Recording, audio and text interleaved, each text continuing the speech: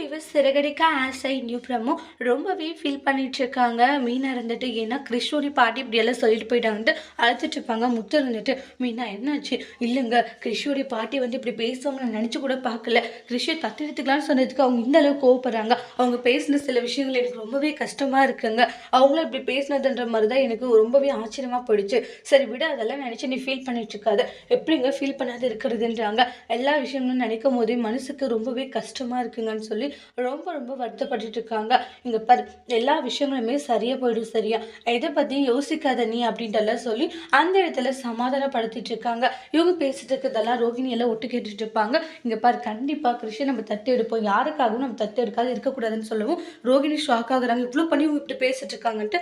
அதுக்கப்புறமா கிருஷ்ணோட பாட்டி அழுகுறாங்க. கிருஷ்ணன் இருந்துட்டு, பாட்டி நீங்க ஏன் முத்தங்களும் மீனாண்டி அப்படி திட்டினீங்க அப்படின்னு சொல்லிட்டு, நீ தூங்கு கிருஷ் அப்படின்னு சொல்லிட்டு, நான் இப்படி ஒரு தப்பு பண்ணிட்டு அவ்வளோ நல்லவங்க நான் இப்படி பேசுனீங்க அப்படின்னு சொல்லி அழுகுறாங்க. ரோகிணி வராங்க. நான் வேற ஒரு ரூம் பார்த்துட்டு நீங்க அங்கே தங்கிக்கோங்கன்றாங்க.